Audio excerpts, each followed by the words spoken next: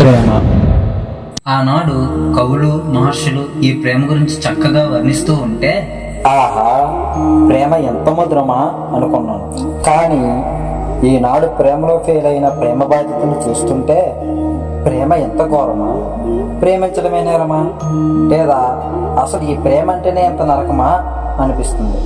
పద్మవ్యూహంలోకి వెళ్ళైనా బయటకు రావచ్చు, ఎవరెస్ట్ ఎంత ఎత్తైనా ఏదోలా ఎక్కవచ్చు, సముద్రం ఎంత లోతైనా ఏదో విధంగా బయటకు రావచ్చు, ఆఖరికి పులి నోట్లో తలపెట్టైనా బ్రతికి బట్ట కట్టవచ్చు.